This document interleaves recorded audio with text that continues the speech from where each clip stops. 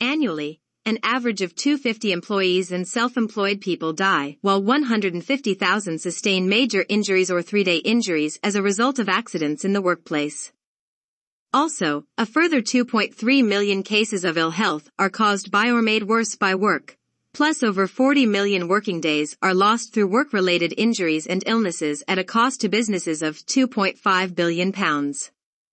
Briefly, organizations have opportunities to find out what went wrong, learn the lessons and take action that reduces or even prevents accidents' reoccurrence.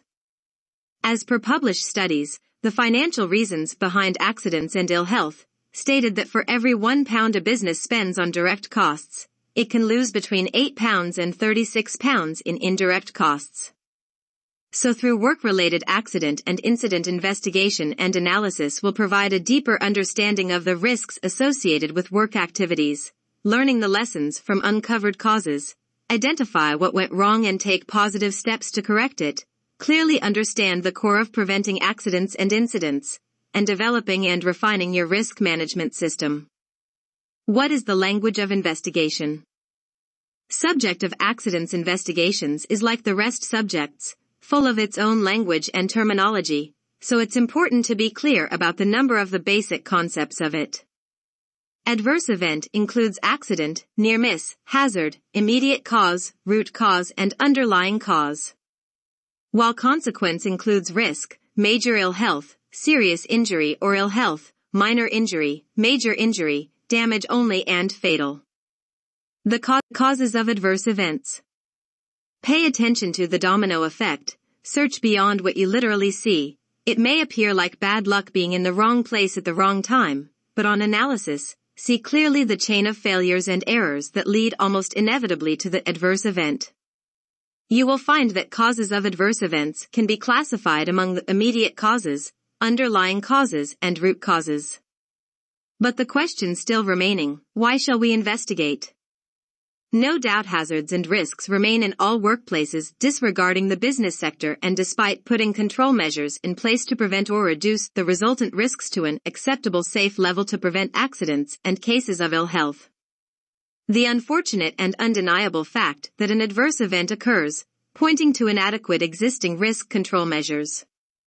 The legal reasons for investigating is to comply within the law, since regulations require employers to plan, organize, control, monitor, and review their health and safety arrangements. It as well considers health and safety investigations form an essential part of this process. Subsequent legal actions to fully disclose the circumstances of an adverse event to the injured people or property damaged parties considering legal action. Fear of litigation, like when some organizations intentionally ignore investigations, thinking it is better to avoid litigation liability. But on the contrary, things cannot be righted without knowing what went wrong, then logically anticipate further accidents' reoccurrence. Gather information and insights. Complete understanding of how and why things went wrong and how people are subjected to dangerous substances or ill health conditions. True scenario of event sequence, what and how work is really done. Defining risk control management deficiencies for future improvements. Then the resultant benefits from an investigation will include the prevention of adverse events reoccurrence, the prevention of non-insured business losses like disruption, production stoppage, and the costs of criminal and civil legal actions. There is a good chance to improve morale and attitudes towards health and safety. Implementing new safety precautions. Which events should be investigated? Potential consequences and the likelihood of reoccurrence of the adverse event that determine the level of investigation, and if you have a number of similar adverse events, it may be worth investigating all events, even if each single event is not worth investigating independently. For example, find answers when asking how serious is the harm likely to be? Likely to happen often? Does a near miss have great potential to cause injury and ill health? Who is responsible to carry out the investigation? Depending on the level of the investigation, the supervisors, line managers, health and safety professionals, union safety representatives, employee representatives and senior management or directors may all be involved.